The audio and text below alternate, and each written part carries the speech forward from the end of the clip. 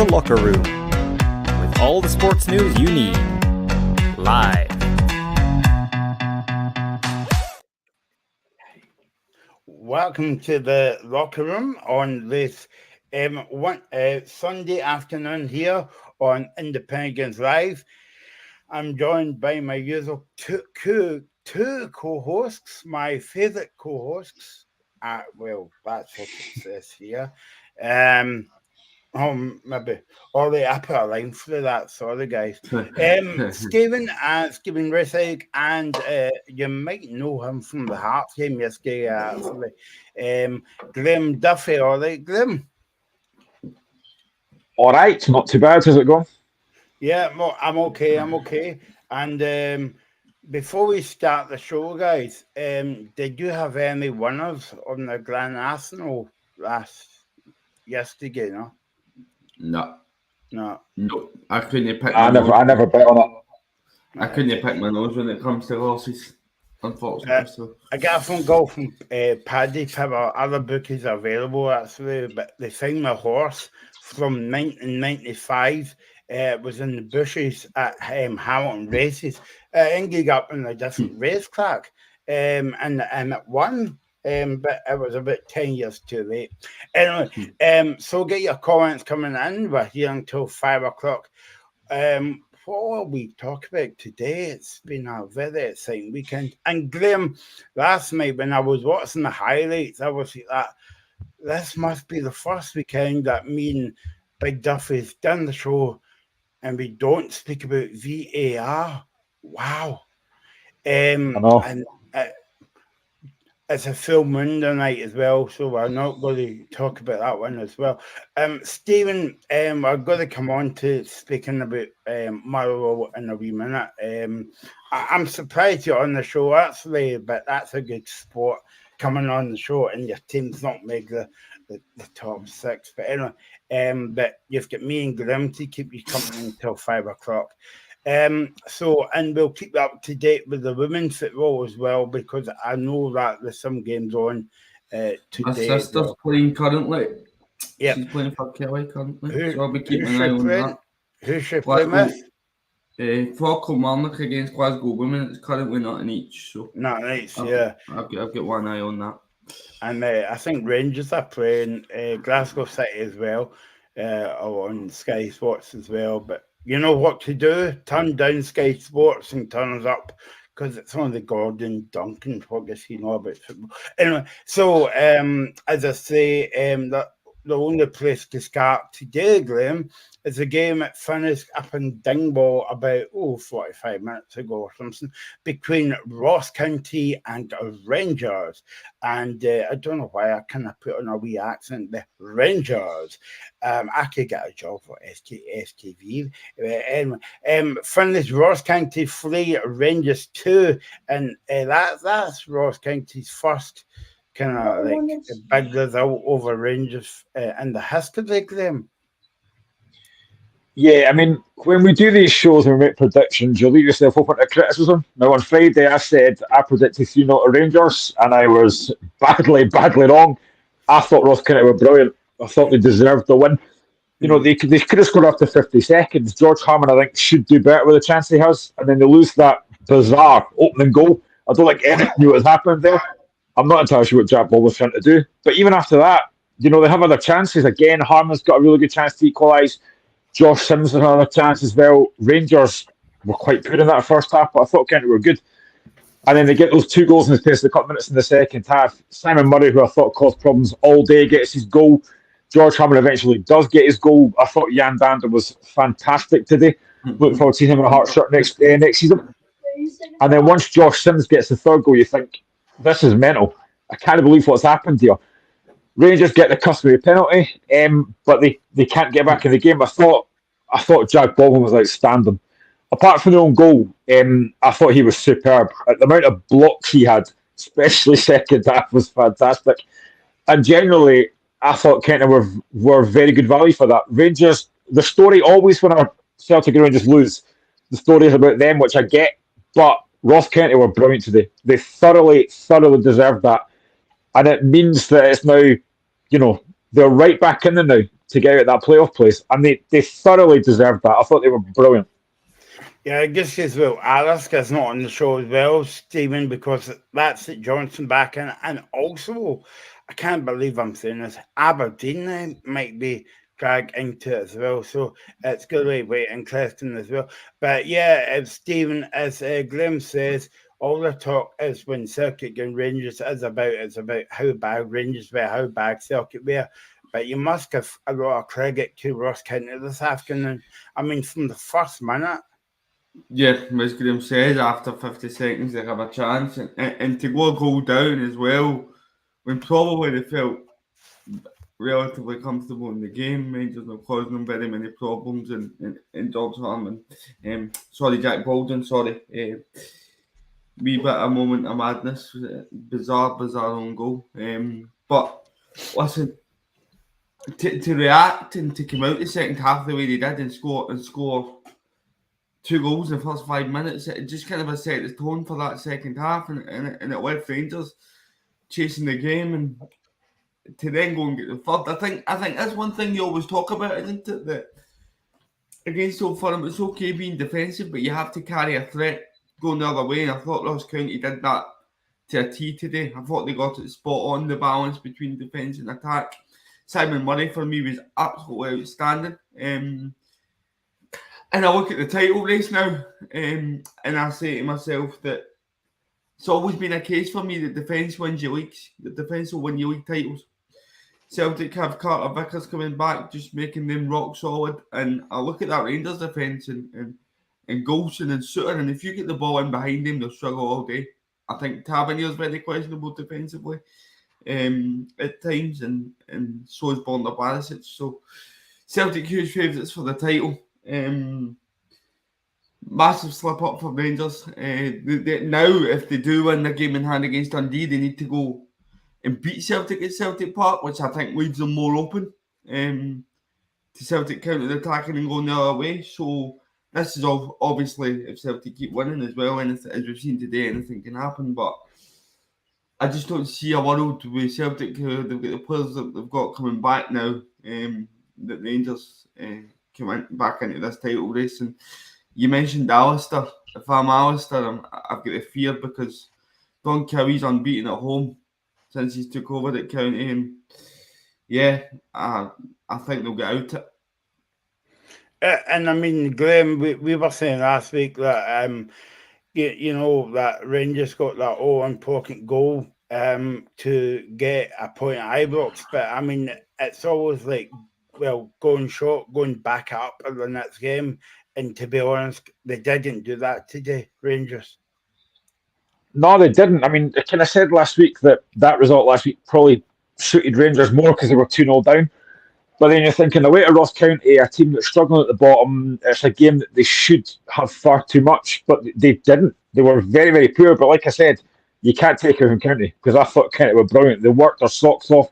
Defensively, very, very solid. You know, just I mentioned him there, look at Jack Baldwin. Yes, it's a disappointing own goal that he scored, but after that, I thought he was absolutely sensational. So many blocks, so many good challenges. I thought he was brilliant. And County had that threat going forwards. You know, again, I don't want to criticise him, but again, serial dessers. I just don't get that boy at all. You should call him serial sitters. He had a couple of decent chances first half. The one in the first half, into the first half, he balloons over the bar. He's going to get on target. I mean, seriously. I just don't rate the guy at all. I know he's scored a few goals this season, but I just don't rate him at all.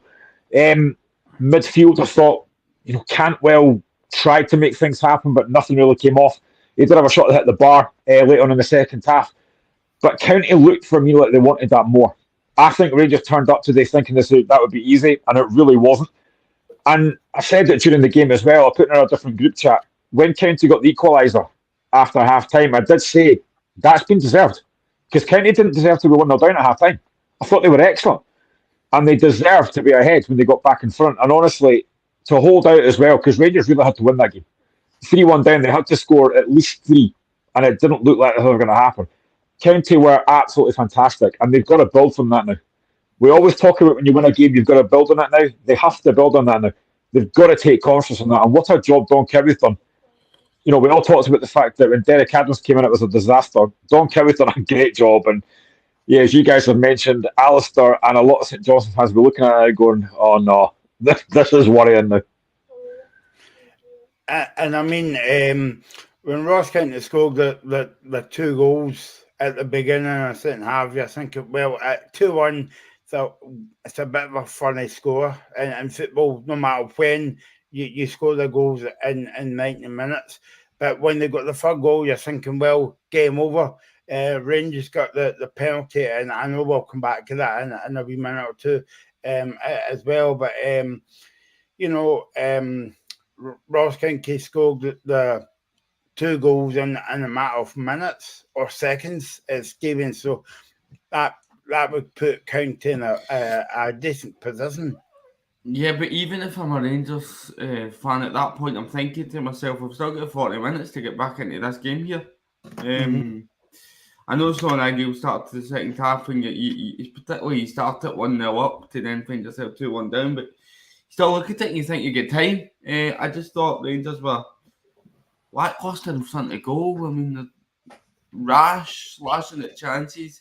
Seema trying to put one in with his hand because he couldn't quite reach it. Never going to get away with that. We know VAR's bad, but it's not that bad. So you're never going to get away with that. But I think that now all the pressures is on Rangers going into that Dundee game. And there's people have been talking about, Michael, right? That Dundee get top 6. They don't need to. You see these Celtic fans that they don't need to go for the new top 6 to secure. Dundee can still catch it winning. Dundee will absolutely be going out to win this game. So it's not going to be easy. But is the game going to be on? That's a big question. And I know, Stephen, that we saw a lot of Rangers fans at the end of the game getting on to the team. We won't say what they're saying because it is a family show, as Graham always says. But if Graham wasn't here, I would have said it. Maybe not. But the questions can't be aiming at Clermont because they make changes today. They make changes last week at the Celtic Rangers game. The subs came on and changed the game in the second half. But I would imagine that if he started the team that ended the game at Ibrox, I think Rangers would have won that game, to be quite honest with you. Oils put up a bit of fight. It made changes today, but the point is, Stephen, that he failed to back up now with a win today against Ross County, and they failed to beat Celtic twice this season already. Yeah, twice at home, and then obviously losing the one at Ibrox, although Clermont wasn't in charge. But I don't think that you can question Clermont. I think you need to question these players that have been there and continually failed. I know that they won the league when nobody was in the stadium, whenever the game was like a game behind closed doors. But you look at the likes of Conor Golson, James Tavernier, I mean, I don't like to say they're serial losers because I think particularly James Tavernier has been a great player for Rangers. I mean, he's got more goals in a Rangers shirt than Alfredo Morelos now for right back. That's an incredible stat. You can talk about how many penalties, but you still need to put the penalties in the back of the net. It's as simple as that. But I just think that title run-ins, I'm telling you, psychology and Celtic having players like Callum McGregor and players in the dressing room that have already know what it takes to win a league title. I just think that that's key. I think it's also key the fact that Rangers haven't beat them this season.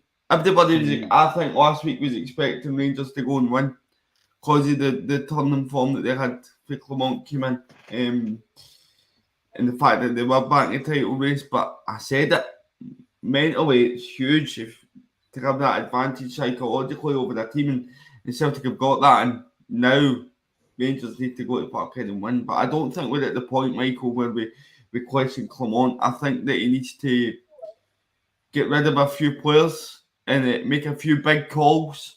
Yeah, the likes of Conor Golson in particular. Maybe give Tavernier another season, but I would be trying to find a replacement for Connor Golson, because I'm telling you, Theo Bear had him on absolute strings when we played them at Ibrox, and I think he's been susceptible, particularly if you get him behind him at any point this season. So I'd maybe let him go, and I'm interested to see if Graham would think along the same lines with that one. Yeah, I think Golson has looked quite poor. Again, I thought he was poor again today against Simon Murray, who again I thought worked his socks off. I think they did an improvement. I still think John Stewart is a decent defender. He's better on the ball than Connor Golson is. But your main job is to defend. And I just don't think Golson's done that enough well this season. I think he's been a decent servant to them, but I do think they need an upgrade, because they defensively now don't look as solid as they maybe did earlier. You know, that's 3 goals conceded against Ross County on the back of the 3 goals conceded against Celtic last week. That's not great. And I expect the goals they conceded today are really poor, but like I said, Ross County deserved them. I thought they were excellent today. I mean, the difference for me, Stephen, was like man of the match for Rangers.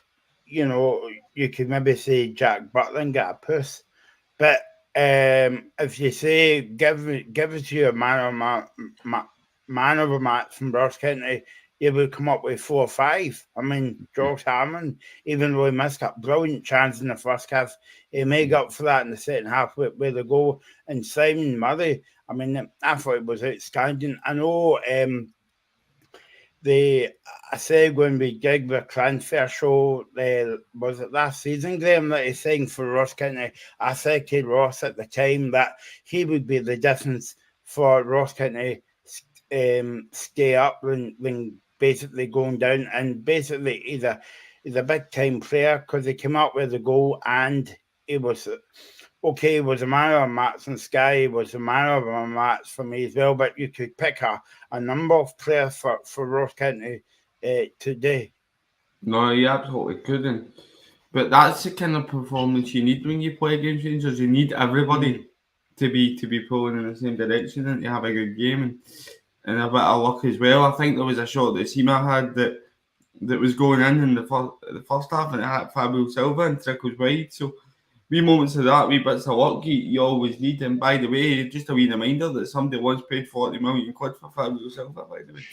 Absolutely baffling. But no, I think that the county just have momentum, and I think momentum's huge when you're going into the split and you're playing the teams around about you. By the way, they're only 7 points off us. I don't see us getting dragged in anywhere near that, but I still think we need another win. Believe it or not, we need one more win to kind of get us out of that mire. But no, it's bad for Livingston as well, because that just pretty much puts the final nail in their coffin today, I think. Well, I think the final nail in the coffin was basically back in Christmas, December for kind of Livingston.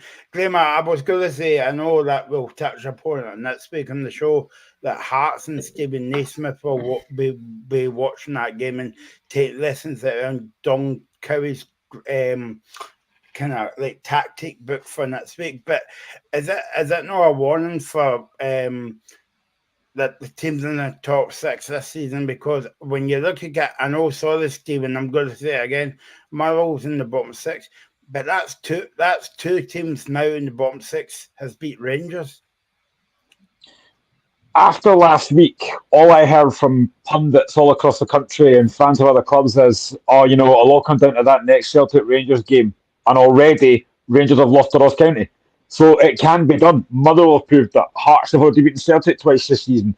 It's not going to come down to a Celtic Rangers game. It's just been proven. Teams can beat Celtic and Rangers, but you need a lot of luck. You need things to go your way. They need to have an off day.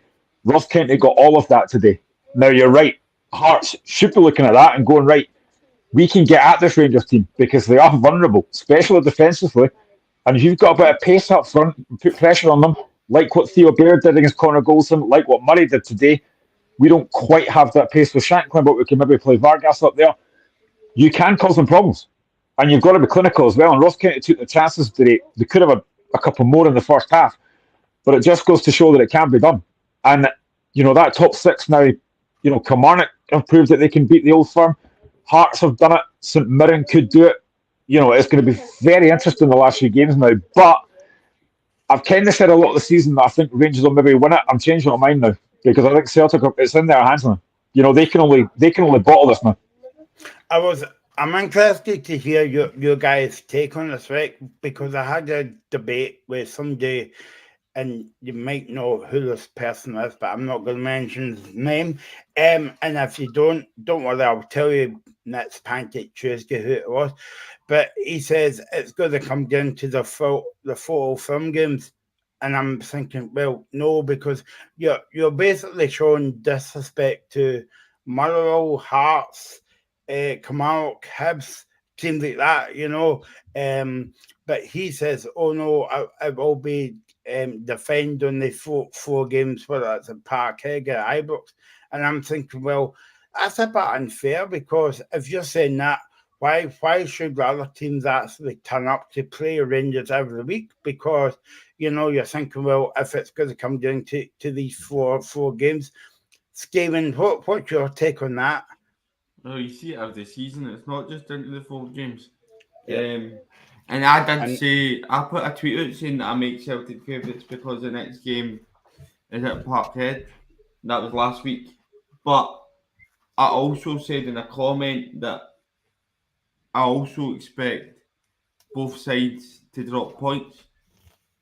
Because particularly when you go into that top 6, I mean, there's teams like Kilmarnock in there, Hearts in there. It is the top 6 side that you're playing, but I think Celtic have also they've got the last 5 games at home with the way the fixtures work out. So that's a huge advantage in itself. But then again, in the same sentence, we've seen that Celtic have dropped points at home to us. They've dropped points at home to St Johnstone. So and Kilmarnock themselves. So it does happen, Michael. Do you know what I mean? There is a long way to go, but I just think with the players that Celtic are getting back, Carter, Bickers, McGregor, I think that's why they're stronger.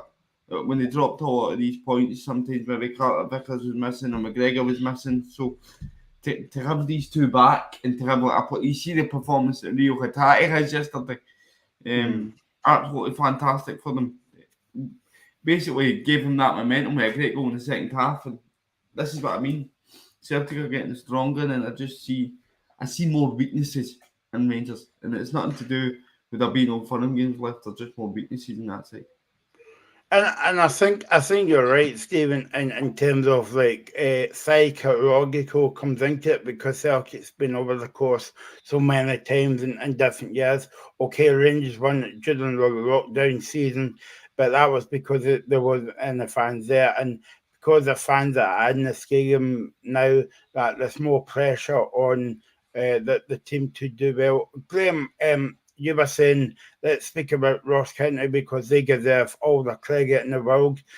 No, I mean, it's okay in hindsight, us talking about the game after the game, because sometimes I like to do that, and, it's not fantasy football. But, nobody... on Friday night show, nobody gave a hope in basically hell that Ross County would get anything out of that game. No, we didn't. And, I just think you look at a Rangers squad and you think, surely they can't bottle it here. And they do. But Ross County were brilliant. They deserved it. They worked really hard. They had that threat going forward. Like I said, defensively, they were very impressive. Rangers put a lot of balls in the box. But, Jack Baldwin was always there. Loturi was there as well. They just blocked so many chances. I thought Ross Laidlaw had a couple of really big saves as well. They were excellent. They got their game plan absolutely bang on. And like I say, fair play to Don Cowie. He's come in there. I like his press conference, I like the way he talks. I think he's done really well so far. And if he can keep Ross County up, then fair play to them. And that gives them a massive, massive opportunity. And like I said, that people maybe look at that score and say, oh, maybe Rangers maybe were just a bit unlucky. They weren't. Ross County deserved that win today. It wasn't lucky. It wasn't smash and grab. They deserved it. And the one thing I would say as well, I don't like the fact that the Rangers manager walked in the tunnel after the game. You should always shake the opposing manager's hand whether you win or you lose. That's just a professional thing to do. That for me was really poor. Now, I'm sure that maybe Clement will come out after it and apologise, I don't know. But you've got beat, just accept it, shake the manager's hand, and that's it. To walk down the tunnel after that, I thought was very, very poor. Well, we did come out and shake his hand after the game, but I think that was more for the TV cameras than anything else, Graham. That because you saw Don Cowie doing interviews after the game, and Philip Clement basically went up to him. Basically, the Rangers PR officer might have went to him and said, "By the way, you need to shake his hand, because when you lose a draw, if you don't like the way that your team went about it, it doesn't matter. You're still, you're the manager, man up, shake the manager's hand after the game as well." And I know that I get your point there, Graham, about like people might come in the house and say, "Oh well, Rangers were poor and stuff," but Ross Kennedy were brilliant for like 97 minutes today, Stephen. Yeah, but I think the biggest compliment that you can give Don Cowie is that side looks unrecognisable to the side that Derek Adams did. Yeah, and it's the same squad of players. I mean, Jan Danda, Graham should be celebrating watching that. Oh, I am. Because he's going to be in the Hearts jersey next season. The technical ability the boy has, I think it's too good for this league. I genuinely think it's too good for this league. And that's not to this. I just think he's a really, really good player. You don't come through at Liverpool and be at Liverpool all those years if you don't have something. He was always in and around, maybe the bench at Liverpool, and then he had that spell at Swansea. So for the team like Ross County to get a player like that is brilliant, and I just think that the Hearts have him. We spoke about it plenty of points this season that I think that's one thing that's maybe missing for Hearts midfield is that creative spark and that bit of technical ability, and now they have that, and there's rumours that they're stealing a player for us in Blair Spittle as well. That I say through gritted teeth. So, no, I mean Hearts are getting stronger, and I think they can have with the signings they've made along with James Penrice. I think they can have a really good season next season, Hearts, and I'm sure Don Cowie will have eyes on targets for next season as well.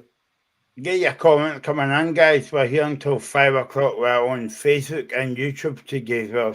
So plenty of time to get your comments in.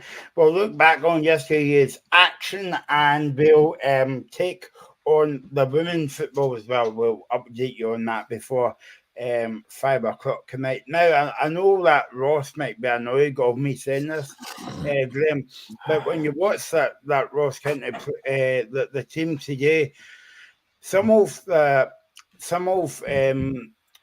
managers of the league and maybe leagues in England might be looking at these players for next season. I'm thinking the likes of Simon Murray. I mean, I've always liked him when he was at Dundee United.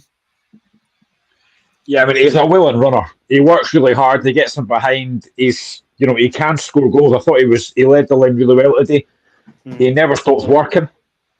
I wouldn't be surprised if he was looking at him. Obviously, as Stephen rightly said, we've got Jan Danda coming in, delighted with that. I also think Josh Sims looks a really good player as well. There's players in that Ross County side that actually we'd be looking at thinking, yeah, they could improve us. Don't Kelly will be hoping not, because they don't want to be in a relegation battle again next season if they stay up, which I think they might now after that today. But like I said, it's about building for, they've got 5 games to go. They've got to take confidence on that. The fact they're playing teams in and around them. And I think you might mention it there as well, Michael. There's every chance that Aberdeen can get dragged into this now, because they're not that far ahead. So there's every chance they can get dragged into this. Honestly, this playoff place now is going to be very, very interesting. Because St John's would have looked at that probably today and thought, well, Rangers should beat County, so that's a good opportunity for us. That's a massive blow for them today, and a massive blow for Craigaveen after that poor performance yesterday as well. It's going to be really interesting now. And honestly, if Aberdeen get dragged into this, I would not be surprised. Yeah, no, I mean, Stephen, I mean, you've got to, you can never tell. I know we always speak about the Championship and Friday night being the most exciting league in the world. But when you look at the playoffs, And I think that this is why the bottom six and top six has been brought in for excitement at the end of the season. And, you've got Ross County might get away with it, actually, but also you've got St Johnstone and Aberdeen. I mean, could you imagine Aberdeen in the playoffs before? I mean, as somebody said last night on the TV, I can't remember who it was, but you don't associate Aberdeen and bottom six football because they're a massive team. Like they won the European Cup years ago, albeit it was in a different financial state and all that. But I mean, I just can't get my head around that how Aberdeen might be in the playoffs. It's unthinkable. I mean, one of the big teams in the country. I mean, for me, it's between them and Hearts, who's the biggest after Celtic and Rangers. And but again, we've seen it with Hearts. Graham knows that it can happen. But mental, because I look at their squad and I don't think they've got a bad squad. I think they've got good players in it, like Jamie McGrath, Nicky Devlin, Bojan Miovski, Connor Barron. They've got some really, really good players, but it's just not happening for them this season. I think it's what's went off the field, Stephen, instead of the team this season. Well, I think it was a mistake sacking Barry Robson. I really do. I do, and I think we can only look at that now. But then they then compounded that with another mistake in bringing in Neil Warnock, and you just need to hear how vocal. Exactly, you just need to hear how vocal people like club legends like Willie Miller have been on that situation about bringing in Neil Warnock. It turned out to be a crazy decision, and now it looks like they are waiting to the end of the season to appoint a new manager. Again, there was uncertainty in that front, but they said they were going to have one in before the end of the last international break. And I wonder if they're just waiting to see what league they're going to be in before they decide what kind of an appointment they make. And the budget as well. Graham, there was a bit of it was me against you and Stephen with the Rangers penalty because I didn't think it was a penalty. You guys thought it was. Stephen sat on the fence and says, "All right, it was a penalty." On the VAR check, I seen it. He moved his arm towards it on the VAR check. At first, I thought his arm was just there, but emotions. So it's a penalty. Tavernier, that's what he does. Stuart stepped up, hit the penalty. And you think, well, could Rangers get a winner here? Or so they got a point out of this game, but not today. I don't think it was a penalty, and I might be proven wrong. I'm yet to see it. I'll probably see it later on as well, but I'm just thinking, well, you use your arms to jump for the ball, but I could see where Stephen's coming from a wee bit because if you see it again, it's hanged slightly out, and that's why Rangers got the penalty today. Yeah, I mean, if you do watch it again, he is jumping for it, which is fine. But his hand does move towards the ball, and that's why it's given in. There's not exactly a lot of, even he doesn't really complain. It was a penalty for me, and Tavernier does score it like he normally does. But it didn't matter because Rangers had to win that game. A point wasn't really enough. They really needed to win that game and they didn't. So the penalty didn't make any difference. But like I said, Ross County deserved to win that game. They were the far, far better side and 3 massive, massive points for them. Just to update you, by the way, on the Women's Premier League before we go back to talking about the game. Spartans 1, Monclose 2. That's a full-time score. 27 minutes gone on the games. It is Aberdeen 3, Hamilton 2. Rangers are beating Glasgow City in the local derby, you would say 1-0. Motherwell against Dundee United is a 4 o'clock, the 4 o'clock kickoff. I'm getting my times mixed up here. And another derby, this time in Packet Thistle and Celtic, 5:10 that game's on. And then how's your sister getting on, Stephen?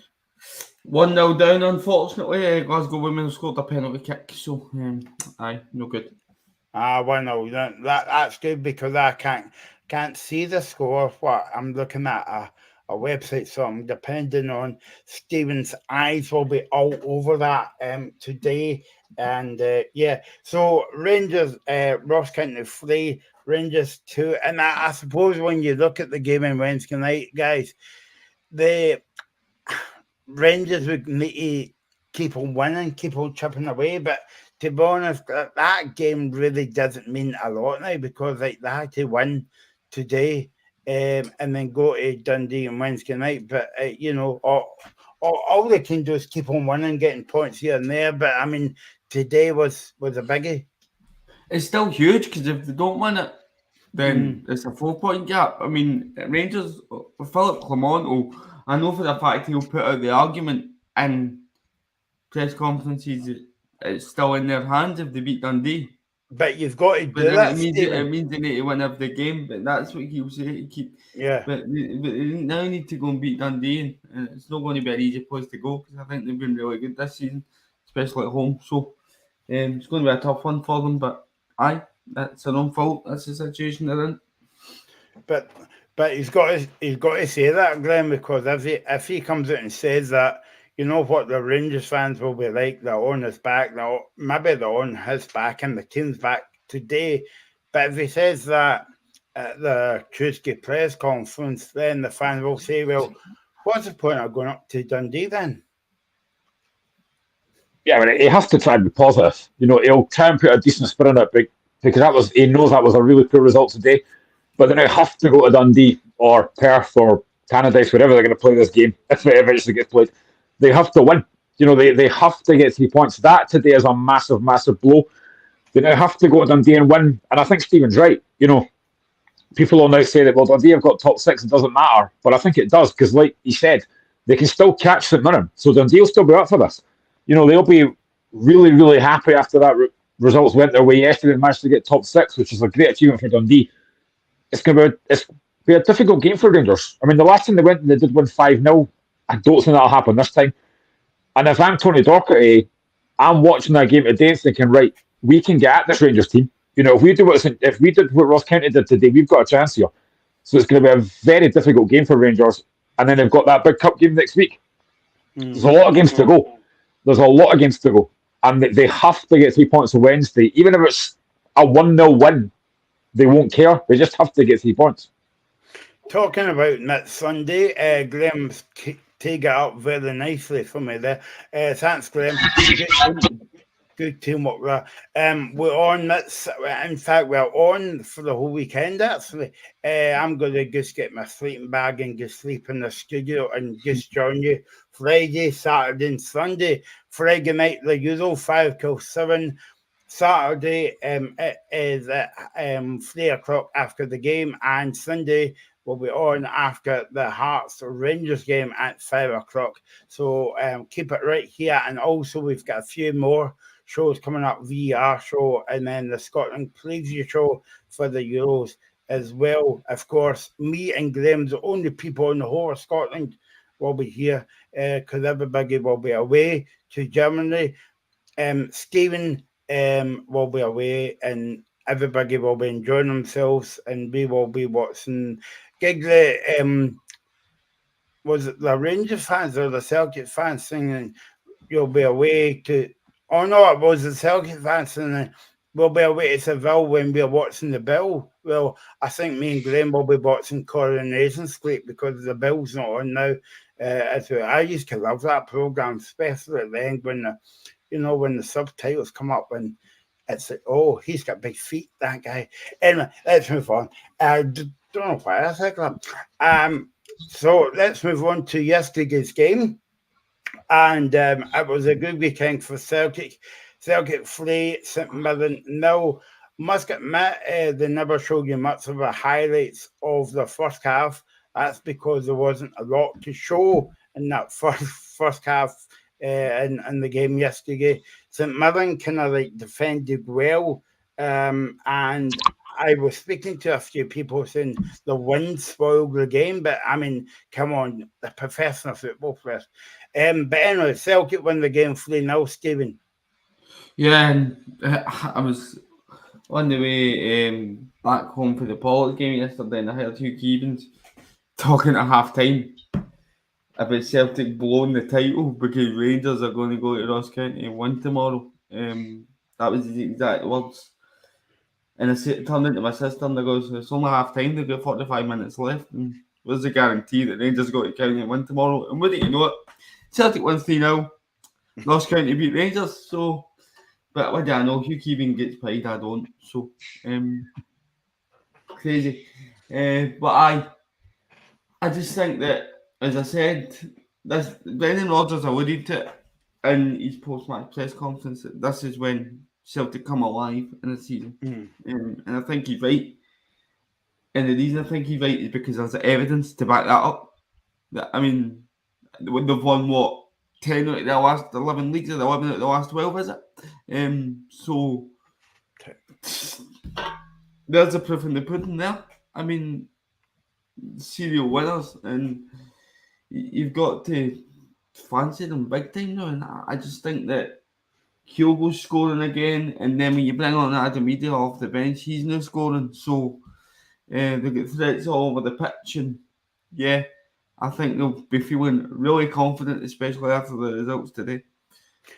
I would be interested in your guys' take, right? Because I don't know if Celtic would sign Ida. I think they would. But do you think Ida kind of reminds you of Jackie Mackers in the way, as in like the hold-up play, Graham? What do you think? Yeah, I think it's been a very good signing. Like I said, I don't think when he first signed, a lot of Celtic fans were overly impressed, but he's got 7 goals now. He's got really good link-up play. He's got hold-up play. He's got a bit of pace. He did well with his goal yesterday. I think he just gives Celtic that different option that I don't think they really have. And he's looked decent. I think he's looked very, very impressive so far. And he is definitely a different player to Kyogo. And you need that at times. I think he's done really well so far. So I wouldn't be surprised if Celtic do try and keep him. And I think if you're a Celtic fan now, you probably are thinking, actually, I wouldn't mind keeping him now. Because he has actually done very well so far. Stephen? Yeah, no, I definitely would be thinking Adam Ida, sign him, because as Graham said, he's done well. And I see people saying, there was a comment yesterday on Twitter, Celtic should be going for better players than Adam Ida. Why? He's come in, he's proved he's scoring goals. So what more do you need? I still don't think that up until Adam Ida, Celtic have looked anywhere near like we're replacing Georgios Giakoumakis. And I think that there's signs that he could be that player for them because he's physical, he's got pace as well, and he's turned out to be pretty clinical since he's moved. I think you see that in his goal against Rangers in particular last week. It was a great finish. So how much is it going to cost? I don't know. But apparently Celtic have loads of money in the bank, so that shouldn't be an issue. Yeah, they might have to dust that money down before they actually spend it, because it's been in there for years and years and years. Stephen, that's a good point like you've made, because football fans are very fickle at times when you're saying that you saw a comment about Celtic should be going after somebody better than Ida. My comment would be back, what about Henrik Larsson? Nobody heard of him, but look at the goals that he scored. Look at Poska Koglu, Alan Brazil. Are you listening to this? Barry, I'm not having the dig at the big man here. But he says, "Oh, I can't pronounce his name," and then look how good he was at Celtic, Graham. So I mean, what I'm saying is never say never in football. And I think that we are too quick to judge at times. Yeah, I think we probably are. Because I remember a lot of Celtic fans, when Ida was signed, thinking, this guy's not good enough. And he actually has proven to be good enough. maybe the league suits them here. You know, and I think you're right. Henrik Larsson's probably a good example of that. I think he made his debut against Hibs in a game that Celtic lost 2-1. He was at fault for the goal that Chick Charnley scored. And then we all know what happened after that. He was outstanding. Yeah. I don't think he does anywhere near that level. But so far, he's been very good. You know, 7 goals so far. I think he's done very, very well. And like I say, I just think he gives Celtic that bit more of a different option that I don't think they have. A lot of folk have said, is he a bit like O in a way? Probably, but I just think he's got something a bit more about him. I think he's got more technical ability. Yeah. And what you want is a guy that's going to score you goals, and he's doing that. You know, he probably will get double figures this season, which isn't actually that bad for a guy that's just come over here. I think he's done well so far. And if he can keep doing what he's doing, then I think Celtic definitely should keep him for a lot longer. You can rhyme off 5 or 6 different players as well. Gary Hooper as well. Stephen, the list goes on and on and on. But yes, Celtic got the job done, but also they got a few goals as well, and that kind of helped the goal difference as well, Stephen.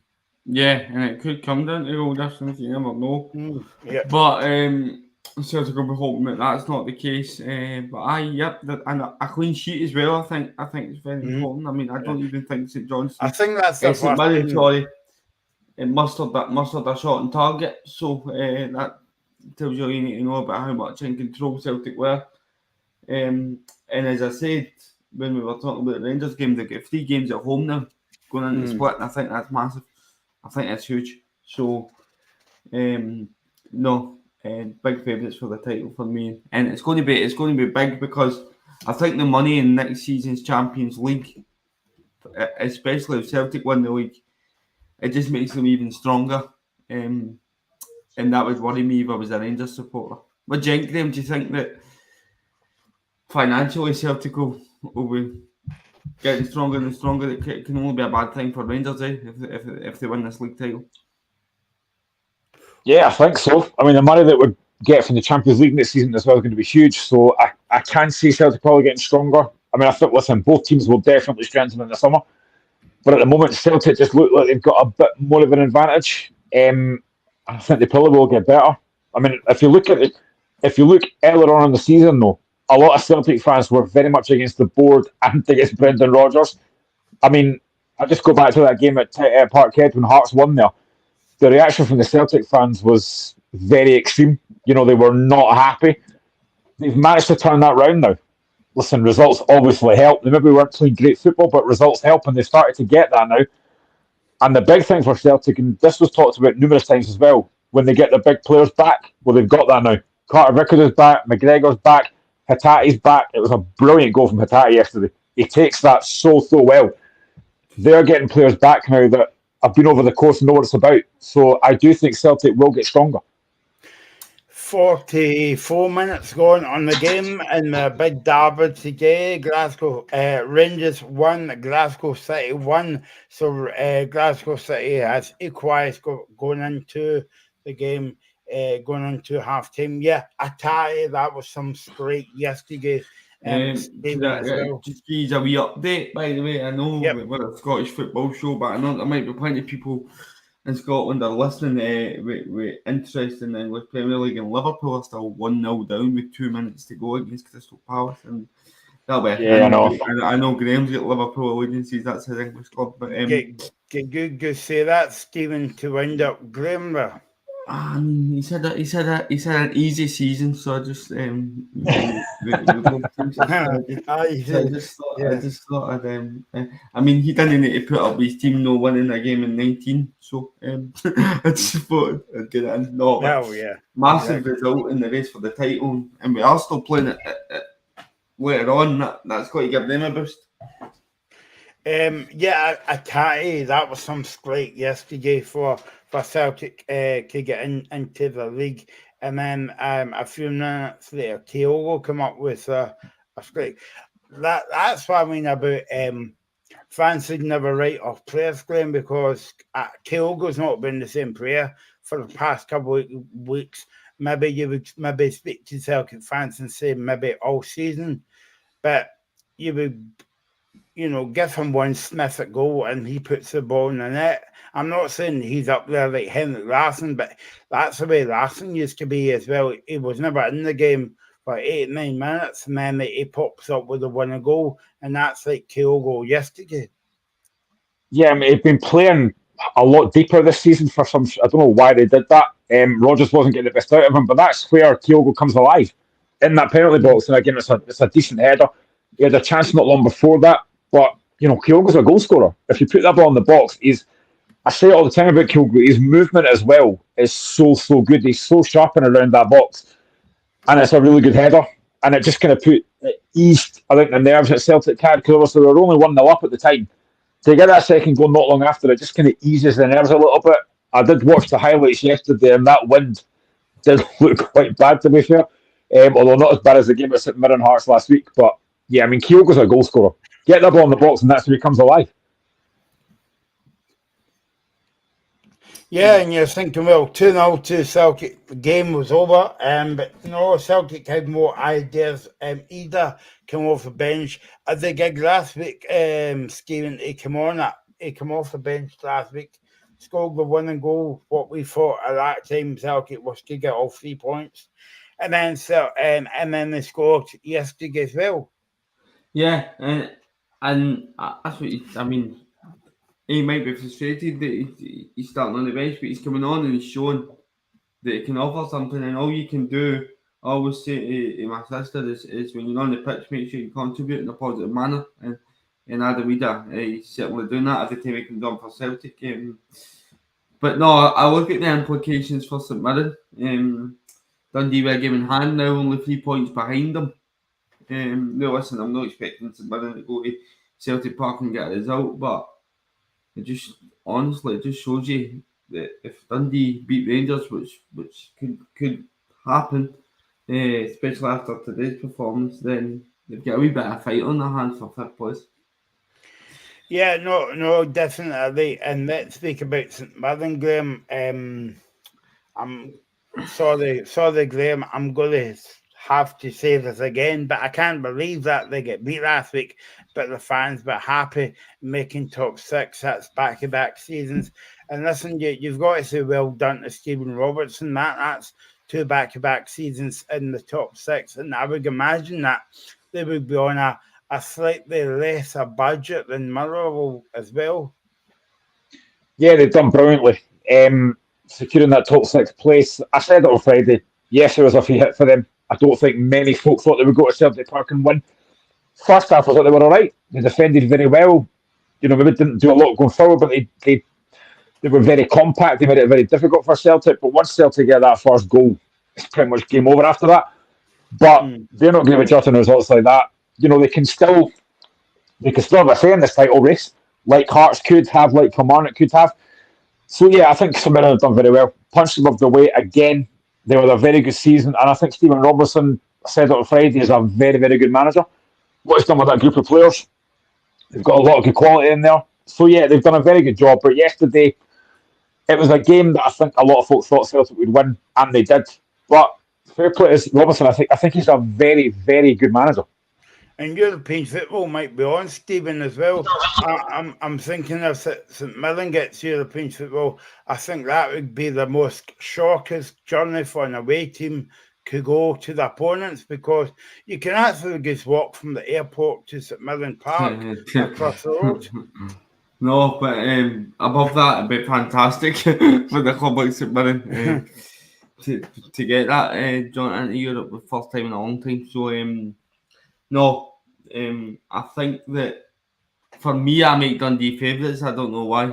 I just think Dundee have got a bit more about them for what I've seen, and I don't know. I think they might disagree with that maybe, but I think Dundee will just nick it. But listen, Stephen Robinson does what Stephen Robinson does, and I've said it all season. He identifies players for his style of play. He goes out and he executes it. I think definitely punched above the weight this season. We always talk about it, don't we? How there's always maybe even one or two in Hearts, Aberdeen, and Hibs who you expect to be in the top 6 every season. It never pans out that way. in this season. It's Hibs and Aberdeen who failed to make that make it into the top 6. So huge for St Mirren to be able to do that, and that is a great achievement. And am I right, guys? Did I hear before the Rangers game that the fixes are going to come out tomorrow? Because I thought they weren't. I mean, they should do, because top 6 is done, so they should be able to announce the fixtures now. Yep. No, definitely. I'm sure that's what they said before the game, but I couldn't remember as well. So yeah, and then you would teams like St Mirren and teams like that, Stephen, are quite happy that they're in the top 6 because it's one more payday to come for Celtic to go there, because you would imagine Celtic will go back to St Mirren in the split, and that game will be on the TV as well. So a big one more payday for St Mirren. Yeah, and it's not just that; it's the financial implications of what you get for finishing in the top 6 alone. Never mind Celtic coming to St Mirren Park. Financially, the award money that you get for the league is better for finishing in the top 6. So, no, it's huge for them, and it'll allow them to, again. Now they know, right, we're safe, because that's always the aim for clubs like St Mirren, Motherwell. Although we've been in the league for about 40 years, is to first and foremost stay in the division. But then once that's done, you almost change your objectives throughout the course of the season. Now they know they're top 6, and I'm sure they'll be doing all they can to get that European place. But definitely punching above their weight, and there always is a team that does have the season. And this season there's 2 in St Mirren and Kilmarnock. And it's a big week now for Celtic. Of course, they've got Aberdeen that Saturday, Graham, as well. Yeah, and it's a game that I do think Celtic will win. You know, you're looking at Aberdeen and they just look very, very poor. And I think as well, I was having a look at this yesterday and asked a couple of different folk as well. And apparently, if Celtic beat Aberdeen next week, then that guarantees Hearts guaranteed group stage European football next season, which is fantastic. I don't see Aberdeen winning that. I mean, listen, of course, football things can happen, but I just don't see Aberdeen winning that game at all next week. Celtic are far too strong. Like I said, they've got players to come back as well. I just think Celtic win quite comfortably. And I think you might have mentioned it as well in the group chat. I think Aberdeen have handed back tickets for that game next week. Yeah, I can't even say I'm surprised. You know, they are probably going to get beat quite comfortably next week, so I can't say I'm actually over surprised at that. Yeah, no, exactly. And then a big week for Rangers, big week for Hearts as well, coming up in the Cup, but we'll speak about that next week on the show. So that was Celtic Fleece at Mirren. Now let's go to the aforementioned Aberdeen nil, Dundee nil. That's Dundee made the top 6. The first time, okay, they've been out of the division, but the first time they've made the top 6 since 2015. So well done to Tony Docherty and his team. And that was a brilliant away support, Stephen, that Dundee took to Aberdeen. If only Dundee and teams like that could get that away support every week. Yeah, but you see that, I think you see fans coming out for the big occasions, and there was 7,000 supporters at Fir Park yesterday, and then there was 2,000. Yeah, 7,000 and then there was 2,000 away supporters, maybe even 2,500 away Dundee fans at Pittodrie. So no, great. And listen, they would have loved their day. I don't think Dundee have won at Pittodrie since 2004, but that certainly would have felt like a victory. And I had a lot of Dundee fans yesterday messaging me to say thank you, because if it had not been for the Shane Blaney wonder goal in the last minute, then it would have been Hibs making that venture into the top 6. But no, fantastic achievement for Dundee. And listen, I mean, you've been having wee jokes about Motherwell not being in the top 6, but the fact we were even in that position, even in that conversation with a game to go, is miraculous to me, given we went half a season without a win. So congratulations to Dundee, and I'm sure the fans will be excited for hopefully a European push. And let's hope they spend most of that budget on the playing surface for next season, Graham. I thought we'd just come in with that joke, just in case it's all over Twitter later on. You can use it actually as well. But yeah, Dundee and Tony Docherty. I mean, if you saw the highlights last night, Grim, I mean, he was delighted with that. He was on the park after the game. Yeah, having watched the highlights, they actually should have won the game. You know, they had really good chances to actually win that game quite comfortably, and didn't take them. But yeah, what an achievement to be coming up from the championship to finish in that top six. You know, Tony Duckett's done a great job. He really has done a fantastic job with those players. They've got such a lot of quality in that team. Young guys like McKinnon and guys like that as well. And they've been fantastic. And they could catch St Mirren. They're only 3 points off them. They could actually catch St Mirren and finish in that top five. But what a job they've done. They really have been outstanding. And like I said, watching the highlights last night, a point was the least they deserved because they should have won that game, the chances they had. But yeah, I'm really pleased for them. The reaction after the game was absolutely fantastic, and rightly so. They deserve it. Greg is not commenting today, Graham, but I think he might have a sore head. I don't know why. I'm thinking that one. Or maybe he's working today. I'm not sure. But he'll be happy. Yeah, he's going to wait for the game to start as well. So I mean, brilliant achievement for Dundee, and you know, the financials. Like, I know I was having a wee joke about the park there, but I mean, Dundee must have. I'm not sure about the budgets in Scottish football, Stephen, but they must be in the top, the bottom four team that's got the smallest budget in the Premiership. I would be guessing that Dundee is up there with St Johnstone.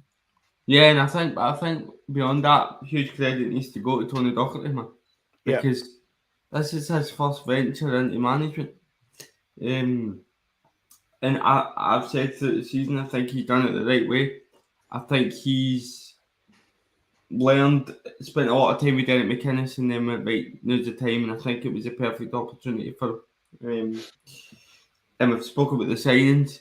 They've made signings that have been very good to get the likes of Lyle Cameron and Luke McKibben in there, who have had fantastic seasons as well. And he'll be looking at it now thinking, right, how do we build next season? But I think the aim will still be first and foremost, as I say, to stay in the division, and then see where you go for there. I know in Scotland there's only one or two managers that can win the manager of the year, Stephen. It's either the manager that's winning the league, or you know, the manager wins the double. Even in saying that, Callum Davison won a few seasons ago. But what I was thinking, Graham, as well, that would you say that Tony Docherty should be in the running for that manager of the year? I think there's a few managers that should be in the running. I think I would put Tony Docherty in the mix. Derek McInnes. Would put Derek McInnes in the mix, and another one that I would throw into the mix, especially if he wins the Scottish Cup, is Stephen Naismith. Yeah, I think that Hearts have strolled to third this season. I think that there was uncertainty around the managerial situation with Frankie McAvoy and him, and he got through that, rectified it, and he really turned it around this season. And it's not that. I always think it's good getting your business done early, and he's already going to identify 3 targets as well, and Dan just spit on Penrith. No, I think they've had a great season, and the big question in the summer will be, can they hang on to Lon Shankland? And if they do, with the players that they've signed and got around about them, I think they can be even better next season. If Hearts win the Scottish Cup, I would give manager of the year Stephen Naismith. There well, Grim. Now that Grim's back, you're going to say something else, Stephen. But he did say Stephen Naismith will be up there for the manager of the year, Grim. If you told me that back in about October, November, I would have said there's no chance, but he's turned it around massively. I think it's now 2 defeats in 20 in all competitions since we got beat by Aberdeen in early December. It's been a fantastic run. Generally, been a really good run. And of course, everyone's going to look and say about Lawrence Shankland, and rightly so. But we've had a lot of really good players this season. I'm really, really pleased with what he's done so far. But I think Tony Docherty will be up there. Derek McInnes definitely has to be up there for the job that he's done. I think they've only got beat by Rangers this year. I think the job that McInnes has done has been absolutely outstanding. So you could have quite a few managers at this manager of the year, and they would all deserve it. You know, the ones that have been mentioned, I think they'll deserve it because it's been a very, very good season for most of these teams. Going back to Dundee, Stephen, right, when we talk about Tony Docherty, and I know that we always speak about on the show and other shows as well that there's a massive jump from being an assistant manager to manager, but you would say that sorry Dundee fans pagging the punt here, it's took like kick to a duck to water, but also it's built up a good team there at Dundee because it's, you know, Lyle Cameron, he's a brilliant player. I mean, he showed it on the highlights reel last night, and also Scott Tiffany as well. Yeah, and then you've got the signing of although I think he's been quiet second half of the season, you've got Owen Beck as well. Yep. But so they signed really well, and I don't know. By the way, Graham, you missed it. I prefaced that Stephen Naismith would be manager of the year only if he wins the Scottish Cup. I think if he doesn't, I'd probably pop it and go Derek McInnes because of where Kilmarnock were last season. Now we're there this season. I think he's identified what's wrong in that squad. He's rectified it, and they've had a great season. And nobody will want to face them in the split, whether it be home or away, because they're just so tough to beat, so tough to break down. And the teams like Kilmarnock prove why it doesn't just come down to the 2-0 Fulham games or the 4-0 Fulham games throughout the season. As for Tony Docherty, Dundee have had a reputation of being a bit of a yo-yo club. He's stopped that. He's stopped that from happening. And he's got them into the top 6. So, no, huge credit. And it's weird, the two managers that we're mentioning are two people that have worked together for years. Graham, I know that we speak about when it's not going right for teams, we always speak about the wheels has came off the bus. But in Aberdeen's case, the wheels has came off the shopping centre because I just make a one up there. I don't know if that's the same. Wheels on the shopping centre? No, well, our shopping centre is massive, and Aberdeen's massive as well. I was going to Titanic, but you know, we've just got too many times during the years. But I mean, what's went wrong with Aberdeen? I mean, Aberdeen had a few chances yesterday. I'm not saying they would win the game. Duke Claxton missed a chance as well. And you're thinking, well, if that was the first part of this season, Aberdeen, I'm not saying they would have won the game, but they would have maybe got a point out of the game as best. I mean, it's just a bad season for Aberdeen. And you would say, if you spoke to any Aberdeen fans, I think that they would rather not be in the semi-final next week and the season to end yesterday.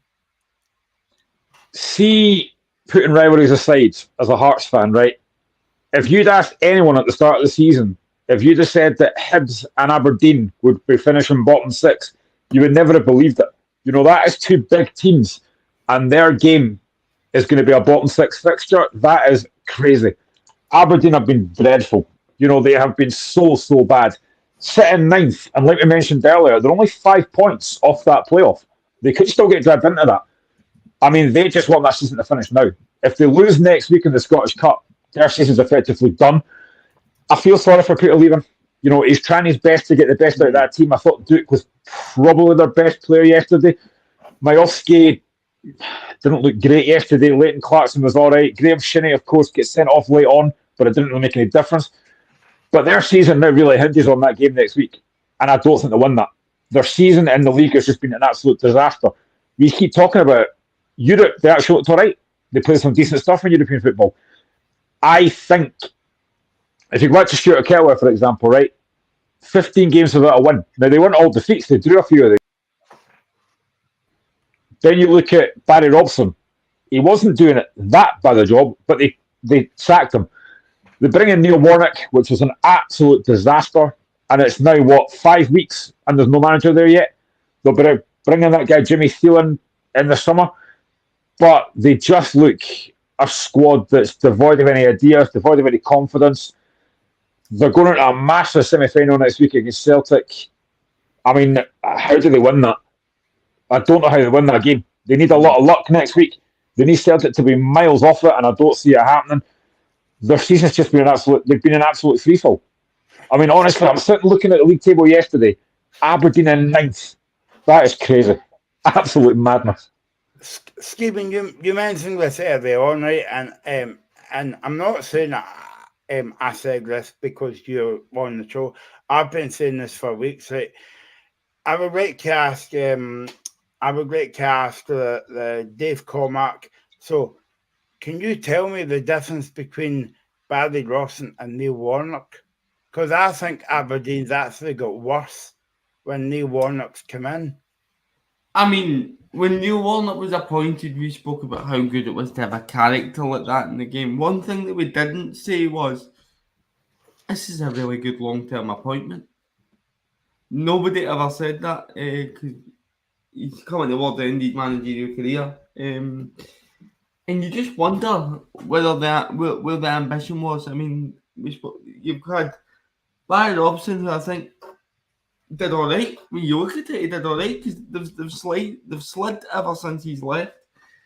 But then you look at the appointments before that: Jim Goodwin, Stephen Glass, and then Neil Warnock. It's only right that we ask questions, and Aberdeen fans ask questions of their board, because the success rate in appointing managers since Derek McInnes has left has been poor. And by the way, can I just say something, Stephen? Right, they've let Barry Robson go, but he was a manager to beat Rangers home and away. And it's not just about beating Rangers. I think you look at but a big team. I know, but I think you look as well. I'm agreeing with you, but I think you look as well the performances in Europe.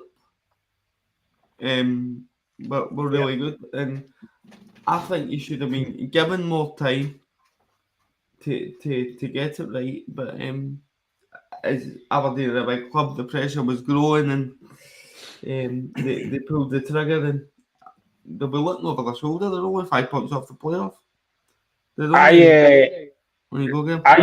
I used the word box office when Warnock came in, and he won 2 games. One against Bonnyrigg Rose in the Scottish Cup, a game they should have lost because Bonnyrigg got a better side, and then one against Kilmarnock in the Scottish Cup. And then he leaves after that Kilmarnock game, and you think, what's going on here? And I said at the time, the way that he left and the way that he spoke after it, it did sound like Aberdeen had a manager in place. That clearly wasn't the case. Any manager's going to have to come out of that squad, look at that squad and think, right, what do I need here? And I think they need a complete rebuild, because that squad is not good enough. They could potentially lose Majowski in the summer, who's their best player. They could lose more players as well. I mean, they just look an absolutely terrible side. How have they gone from finishing 3rd last season, playing European football, to being 9th in the league? It's an amazing turnaround. And you mentioned it as well, Stephen, earlier. You know, it is football. It can happen. Hearts have had that as well. But it's just been an absolute downfall. They just look so poor. And I said it previously. I feel sorry for Peter Lever, because yet again he's had to step in to a position that he doesn't want. He doesn't want that job, and he's been left high and dry. It's funny because I hear like Dave Cormack and stuff on radio, and he was on early last season, just about in tears. Yeah. Where is he now? Where's Dave Cormack now? Where's the leadership? Where's somebody coming out and saying, right, we're doing this, we're doing that? He's quiet now. Where is he? My opinion, Graham, I think they were keg on tears, to be quite honest with you, as well. But that's for another day and another topic. But you mentioned the Aberdeen team there, Graham, right? And they are a good team. Obviously, Neil Warnock couldn't get a tune out them as well. But their value would go down as well. Not because they've made the bottom six, but they've just been hopeless this season. They have been. Sometimes you get seasons like that where things don't quite go your way. But for a club like Aberdeen to be sitting in that bottom six, 5 points off the playoff, and that's what Aberdeen fans are worried about now. They'll be looking at that going, actually, we could be in trouble here. We're not playing well. We're not scoring a lot of goals. We're conceding too many goals. Like I said, Dundee should have won that game yesterday. They had plenty of chances. They just look at a club in complete freefall just now. And I don't think it'll happen, but if the worst happen and they end up in that playoff place, I wouldn't even be convinced to stay up. Because Wraith, Partick, Airdrie, whoever finishes in that playoff place in the Championship, we'll be looking at that going, actually, we could beat them here. So Aberdeen could be in serious trouble here. I mean, these next few games could be massive for them now. You've got to feel sorry for the Aberdeen fans, Stephen, right? 17,000 was at the game yesterday, right? Aberdeen always has good support, whether it's home or away, right? Okay, they've handed back tickets for next week's game, but I think it's because it's 12:30 on a Saturday. If Aberdeen fans could come down to Hampden. But you're thinking about Aberdeen fills out Piccadilly every second week, and that's what they're watching. And as Graham was saying as well, that we dig the European shows, and Aberdeen, even though they went out of Europe, they were absolutely brilliant in some of the games. And then you go from that to watching this.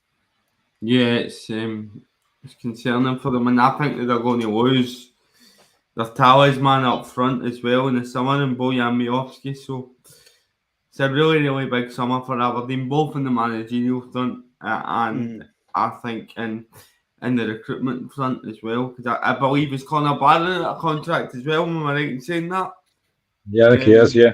So there you go. There's two big players that they could lose, and they'll be hoping that they're in the right league to replace them. Because every time I hit out with a sentence like that, I'm waiting and somebody going, shut up, but it actually could happen. It could happen. But it's huge for them, and it's no good for the Aberdeen fans. There you go. Good afternoon to Paul Donaldson. He's on YouTube. Said, hello all. Just joined at the right time to hear your discussion about Aberdeen. Yeah, let me hear what you've got to say about Paul, yesterday's game. How do you feel, Paul? Do you think that? Are you worried? Are you still looking over your shoulder? Do you think that impossible? Well, we're saying it seems impossible, and Aberdeen going down. Do you think it could happen? Or do you think you guys will be all right? But no, I think it's huge. Huge summer for Aberdeen. They need to get them right off the pitch. Paul says, but Bannerman is already that he's left the club.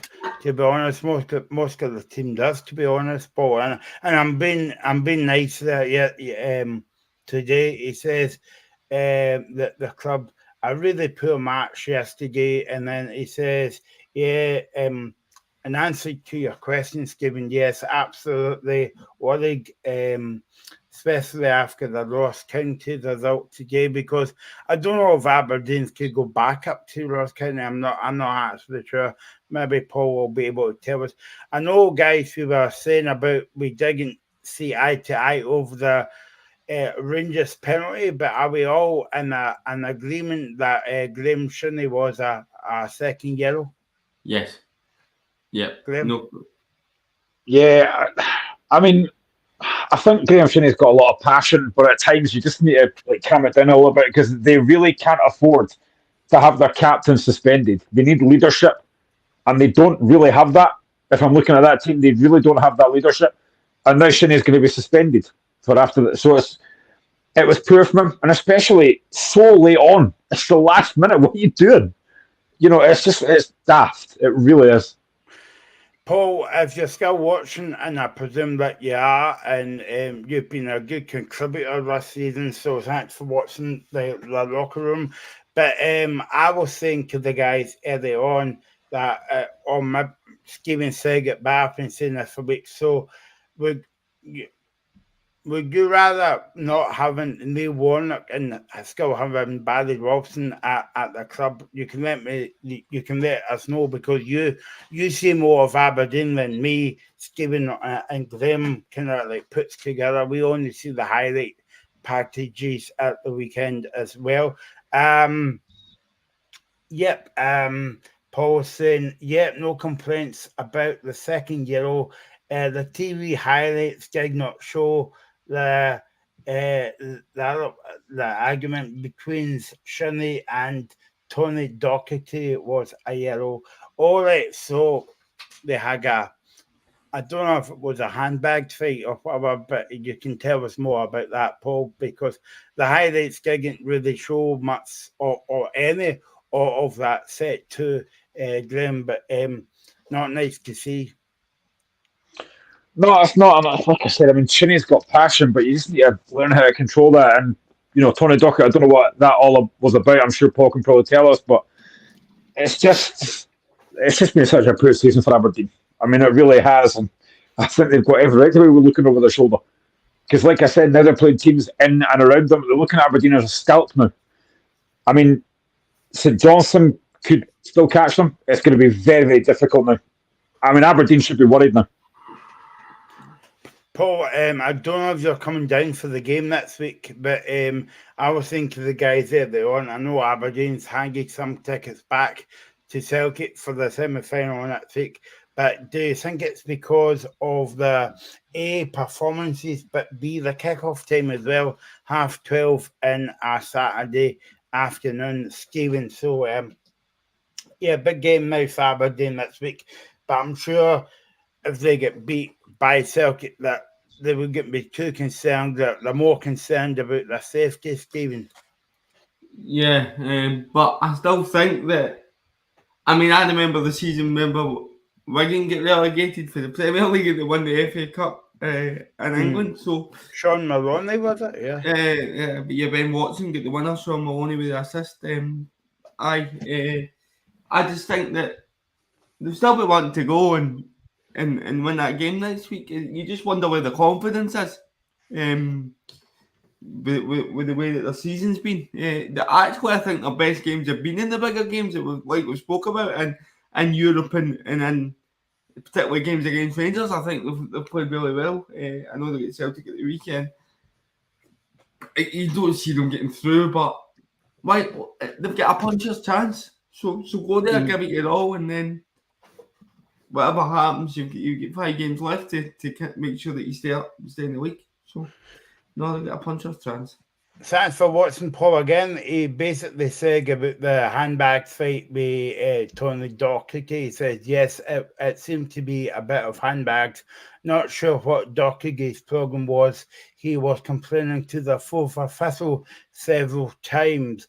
And he says that kick-off times, matches on TV, ticket pricing, playing Celtic, poor season, and annoyed at the board, all factors in a poor ticket sales. But I tend to agree with you there. As long as he's not moaning at the linesman, because I knew that somebody was on the line for that game yesterday. Ideally, my cousin. Let's move on. So let's move on to Stephen's game yesterday. Motherwell won, Hibs won. And to be honest, Stephen, I know that Motherwell got a point at the end, and you would be able to tell. Well, I was going to say you'll be able to tell us, but you were at the Porlock game yesterday. But yeah, Hibs were the better team.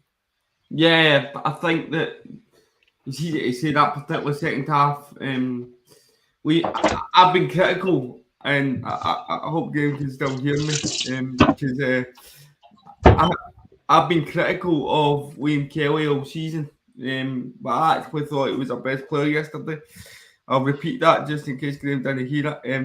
No, I do think that Liam Kelly was our best player. And listen, it's easy to be critical when players have a bad game. I still think he's had a bad season, but he was solely responsible for the fact that the game was 1-0 yesterday. He made 2 good saves in the first half. He made a couple of good saves in the second, and yeah, had a good game yesterday. And I'm hoping that continues, by the way, because I want to see anybody in the Motherwell jersey playing well. I don't want to have to come out and criticise players. I do still think there's a weakness in his game with cross balls. But no, he was good yesterday, so credit where credit's due. I just think that the wind, and I don't want to make excuses, but the wind made it really difficult. I mean, you could see it. There was 10-yard passes, 5-yard passes going out the pitch, just things that you don't see. I mean, we're unlucky. Theo Bear marginally offside to make it 1-0. And then no complaints for me on the penalty kick.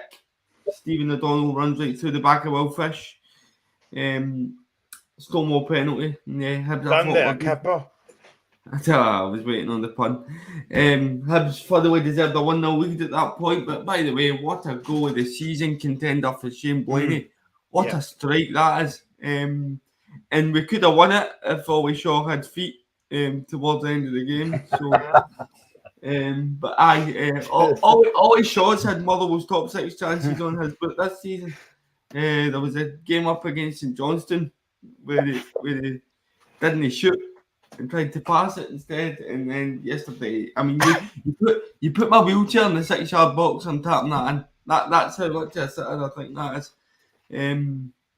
But listen, as I said earlier, for us to even be in the conversation of top 6, I think credit needs to go to Stuart Kettlewell because he's turned that around big time. And no, let's end the season strong though. Let's end the season strong. And I mean, for Hibs, I always wonder when they're going to get rid of this term Hibs that, but they seem to do. And I don't necessarily think that you can blame them for the goal. But there was a moment in the game where Ellie Ewan has a shot in the second half, and he could square it to Martin Boyle for a tap in, and that's a team in the top 6. To pick up 1 point out of 6 against St Johnstone and Motherwell when they only needed 2 to secure top 6 football, Hibs fans will be hugely disappointed with that. And but credit to Dundee, as I've said, and no, disappointing for both teams yesterday, but I'm pleased. I'm pleased how we've turned it around since January. I'm going to, after the show, Stephen, I'm going to email Fraser Bishop and I'm going to say that Liam Kelly is your player of the year. No, seriously though, can we screen grab me praising him and send it to him? Because I think he thinks I've been slating him all season. They followed me on Twitter last week. So, yes, we know that. We know that. I actually praised him. But listen, I just take his performance in isolation. I don't think he's had a good season. I'm talking about to say that. I think he would say that himself, but no, it was better yesterday. Graham, I think you would say that was a love-in between Stephen and Liam Kelly. We'll leave them to their own devices if they want to go to McDonald's or KFC or whatever. Or you could also go to that famous cafe across the road from Fir Park. Might see if I can get you a table for the end of the season. Graham, do you think Hibs has Hibskit? I had to put my teeth in there to say that. If our friend Mikey, or his friend, is watching this, Mikey, this is for you, mate. Hibs are falling apart again. Yeah, they definitely have. It was actually quite funny because I was at the game yesterday, the Hearts game, and I had the flash score on my phone for the scores coming through. I mean, Hibs were 1-0 up. I thought, right, that's it done. Hibs are getting top 6 now. Aberdeen 0-0 against Dundee. And then I didn't have great reception on my phone. And about 2 minutes to go, all I heard was the Hearts fans around me start singing Hibs are falling apart. And I thought, right, there's either a goal at Pittodrie or a goal at Fir Park. But I couldn't tell what it was. Then I seen it come through my phone, 1-1. I was like, superb. Honestly, they are the best rivals we could ever have. Honestly, brilliant. Or maybe, Graham, maybe the Hearts fans spotted Mikey at the game and at the Livingston end. I did. I saw him twice. Didn't speak to him, no, but I did see him. But yeah, like I said, for Hibs to be bottom 6 is an absolute embarrassment. And for me, what I found strange was Nick Montgomery after the game, where he said they went from 20 seconds being jubilated, to finish in the top 6 for a club like Hibs. That was going to be jubilation, was it? Seriously? How the mighty have fallen. I think that's the minimum for the club like Hibs. The minimum. I mean, their best player is a guy that came in January in Malouda. He's got 7 goals this season. He's been their best player. Mm-hmm. They just, again, defensively, I don't think they look great. I do agree, though. Looking at the highlights, I think Hibs were the better side. Certainly first half. But just into the chances, Liam Kelly, I was actually thinking about Stephen yesterday because Kelly actually did have a good game yesterday. If he starts in January, though, I'll still be raging. But yeah, what a goal from Blaney. I mean, for a defender, that is an absolutely fantastic finish. And then they should have won it at the end, but all his shots just destined never to score a goal ever again.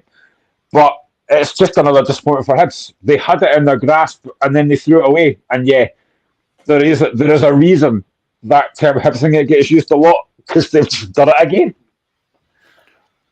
I mean, Hibs had more of their chances, Graham, to win that game, even in the first half. And as I said, the Hibs get as well. I'm going to start using that one as well. Maybe not about Hibs, but about Queen's Park. I don't know. So yeah, it was a decent game, and Liam Kelly was. I think he was a man of a match. I think I see beside my notes here as well. Yeah, decent season for Motherwell, but disappointing. Oh, before Stephen answers that one, he's putting a face there. No, Aston Villa, and we took the lead early on against Arsenal, but that's why I was pulling the face. How's your sister's game, Stephen? They give me 1-0. But thankfully, results in the other game went away, which means that they're still 6 points clear in second, which would secure them a playoff place. So. 2-1 to Rangers now against. Saw this giving 2-1 to Rangers against Glasgow City, and yeah. So no, I was saying to you, disappointing seasons for Motherwell, or okay. I mean, I actually think we've done well. Now, see if you look at the 19 games without a win, by the way. If you look at that, then I think in that period of time, we had Lennon Miller missing for a good chunk of it. We had Mika Beirith missing for a good chunk of it. There wasn't a point where we could have got those two players on the pitch at the same time. We also had injuries defensively, so I think there needs to be a bit of perspective. I think that Stuart Kettlewell would admit himself that during that run as well, I think about 5 or 6 games in, people were crying for Dravkovsky to come into the midfield, and players like George Gent, who I think has been one of our best players this season to start. And when we did get those two into the team, and we did get the likes of Lennon Miller back, the form turned around. And by the way, I owe the biggest apology ever to Theo Bear. I have to say, let me go again, Graham. Table for free. I think 99% of Motherwell fans looked at that when you signed a player that scored 1 goal in the same league last season and said, "What are we doing?" But he has been, particularly since Mika Beirith has left, he's just picked up that mantle and absolutely carried it. I love the video of the research that he's been doing and looking at anti-strikers that are similar to him. I think that's the way forward. That's what every striker should be doing. And it's working for him. And yeah, I'm pleased to have been proven wrong in that one. But we've made good signings as well. Shout out to Jack Bale, who may not score every week, but that boy's work rate is fantastic. And I know that we're looking to keep him in Gent. So no, I always said it all season.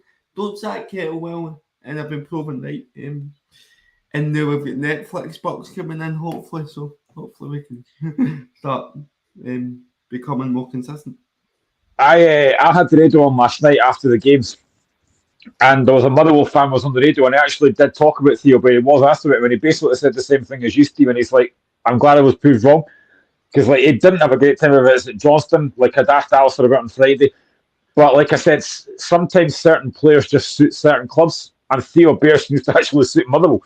He's got pace, he's got power, he's learning to use that physical strength. You saw it against Rangers where he absolutely hammered Goldson. So he has done a very good job, and he's scored quite a few goals this season, a fair play.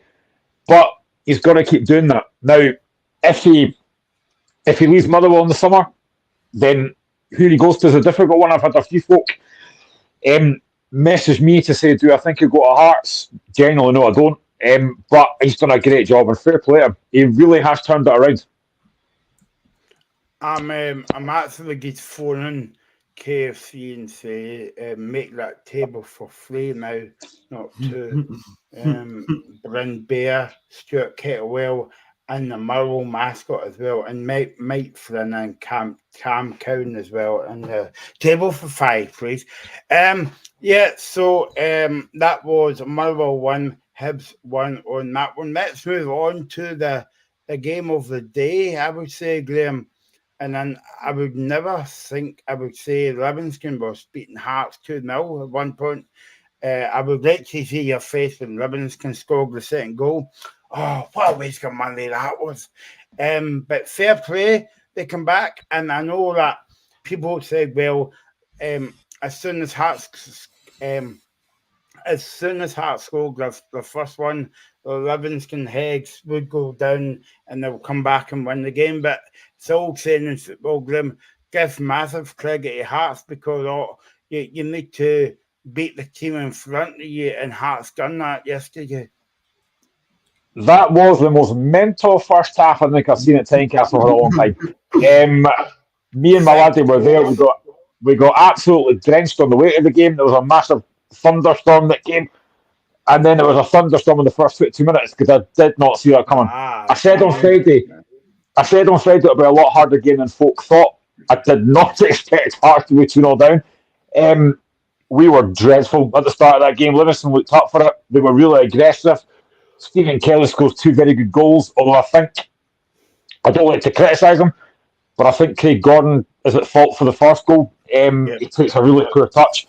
It was good to see him back in, but it was a poor touch. And the second goal was a great finish as well, but it was poor from us. But once we got that first goal back, we kind of settled down. Once we get the first goal back from George Grant, then I thought, right, we'll probably get back in this now. Then we get the second goal not long after it, and after that, I said to my son, we'll win this game now. Because Livingston heads were down. And it was, honestly, it was unbelievable. It was an unbelievable comeback. But if you actually watch the highlights, our first 3 goals are all exactly the same. They're just basically cutbacks at the box and a finish. Lawrence Shanklin was superb that first half. He was involved in all 4 goals. Fantastic play. Takes his penalty really well. And again, he gets a lot of criticism at times, but I have to give a shout out as well to Barry Mackay. First half, I thought he was great. He's involved in 2 of the goals. The pass for his first goal to Shanklin, he's just got that creativity about him. And honestly, that first half, you asked what it was like when Livingston scored the 2 goals. I don't tend to get angry at football, but after the second goal, I was raging. I thought, this is Livingston we're playing. How are we getting beat by Livingston at home? Were you throwing your pies at Mikey? No, I wasn't. I did have a bad pie. It was very nice. But yeah, it was just an unbelievable first half. Second half, you might as well not bother turning up. It was a poor game. We had 1 chance for Shanklin, but it was just one of these games that you think, what? I even said to one of my mates that wasn't at the game, I messaged him to say, I can't explain what's happened in that first half. It was just crazy. But delighted to get the 3 points. Really, really pleased. Yeah, I mean, all the action, it's a bit weird, Glenn, because they never showed you, they only showed you about 15 seconds, I think, of the second half, because I think all the action was in the first half. 6 goals. At the end of the day, you're thinking, thank goodness I bought a ticket to this game. It was just one of these games that I just didn't expect. I certainly didn't expect Livingston to score 2 goals. But it was I have to give credit to Hearts because they did come back. The start was so poor. We were so sloppy. Probably the worst I've seen Frankie Kent play for a while. We really created nothing going forward. And it took us half an hour to wake up. But then once we did, we were far better. But like I said, all 3 goals are very, very similar. Livingston that's why Livingston are going to go down, because they just cannot defend. Nicky Devlin, I'm sorry, he's just not good enough. Or Micah Devlin, he's just not good enough. I thought Tete Yenge cost us a few problems in the first half. I didn't know what had happened though, because he got sent off. And it wasn't until I saw it back on the TV when I got back yesterday. He had been booked in the first half. As he's getting taken off with Bruce Anderson, he kicks a water bottle at the dugout, and the referee goes and sends him off. David Martindale, you can tell, is fuming with him, and rightly so. You know, when you're in a relegation battle, you do not need that. And they only had 5 subs yesterday. They couldn't fill their bench. I mean, Livingston are going down. But for 25 minutes yesterday, I actually thought they were quite good. But they just cannot defend. They are so poor defensively. Oh, what's your thoughts on Oda for Hearts, Glenn? Because I quite like him. He's a decent player. I thought he looked far sharper yesterday. I've kind of said before that I prefer him off the bench, but I thought he looked a lot better when he started yesterday. Obviously got his goal, and I thought he actually did well first half. Second half, he kind of faded out of it a little bit. I mean, there's a reason Sportsing didn't show a lot in the second half, because there was nothing to show apart from that Shankland shot. The game was very, very flat. But I mean, it was one of these games that honestly, that first half was crazy. I just did not see that coming at all. I was quite surprised when I saw the highlights, Stephen, that Livingston not even took the lead, but 2 goals now, 2 goals to now. I knew Hearts would come back in eventually, but I didn't realise all the goals came in that first half. It must have been like a basketball game. I was just at the Pollock game, as you know, and I looked at my phone, seen 2-0, and I was like, what is going on here? Is this app crashed or failed or something? Or were we actually 2-0 up? Time capsule, but in the same sentence, I turned on to my sister and I said, Hearts will still come back and win that, because Livy are so poor defensively, and as Graham says, every goal's the same. Every goal is the same kind of a goal, and they've been losing goals like that all season. I think David Martindale chucked it in November, to be honest with you.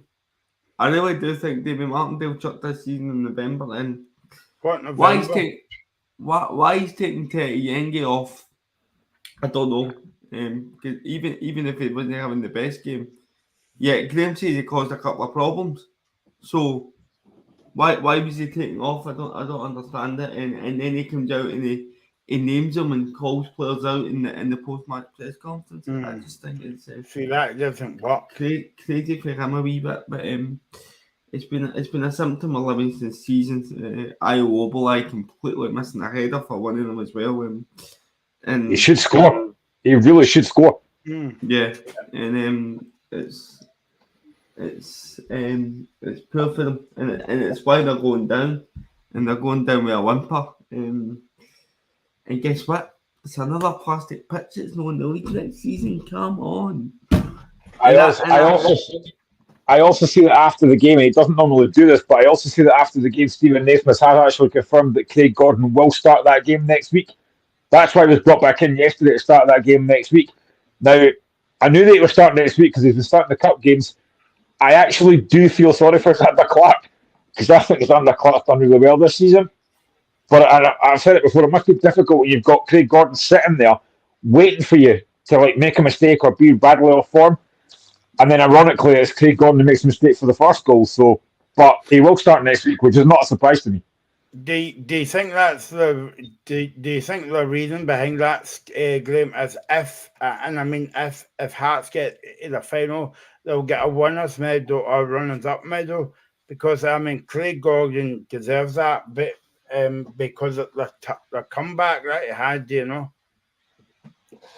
I mean, yeah, to be out for that long with that serious injury to come back was absolutely incredible, because a lot of folk, and I get it, a lot of folks said that his career was over, and I do get it because he is getting older. But to come back the way he has been is outstanding, and he's been playing all the cup games. I genuinely, when I went to the game yesterday and I saw the team sheet, I was surprised he was starting, and he did look rusty yesterday. You can see it. You can see it with the first goal. He comes out, and it's a poor touch. But like I said, Stephen Kelly's a great. No, it's a great finish for Kelly though. He's got a lot to do.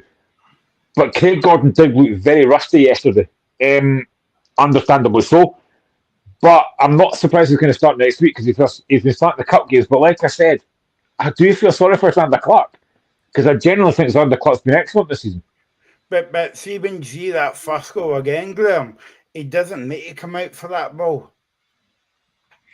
No, he doesn't. I mean, I think he maybe doesn't think his defenders are going to get there. But even then, there's still a lot of work for the striker to do. And if he's going to come out like he did, he's just got to put it in the stand. He tries to take a touch, and it's a really bad touch. But like I said, fair play to Stephen Kelly because it's a brilliant finish. But it's such a poor goal to lose. Both goals we lose are really poor. The second goal's even worse. We lose it from a throw-in. I think any lip readers can see Craig Gordon berating himself in the highlights. I think he knows it's his fault. But I think he's been one of the best goalkeepers I've ever seen in Scottish football. So, and I'm still. I thought you said it was Liam Kelly. You can't change your opinion on this show, Stephen. Me and you are seriously going to fall out soon, honestly. Table for 5, is it? Oh God, I'm going to need a bigger table than Jesus at this point. Is he coming as well? I hope no. He didn't. If he is, he can cure me for the start. No, he's playing for Arsenal just now at the Emirates. No, man. Well done, Steve. Well done. Yeah. The team's back. The family's back together, right? This one as well. But just a quick bug on Livingston, Graham. They've been down for I would imagine that they would be down. They've been down since even maybe before the winter break, But I know I've said this quite a few times on the show, and I'll say it again. I might have pie in my face, custard pie. I couldn't remember the pie there.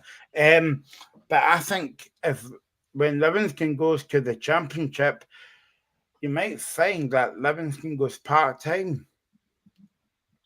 Yeah, I've said it before. When they go down, and it will be a win, not enough. When they go down, they're still got to get back up. And the issue is, I don't want to be disrespectful, but who's going to go to Livingston in the Championship?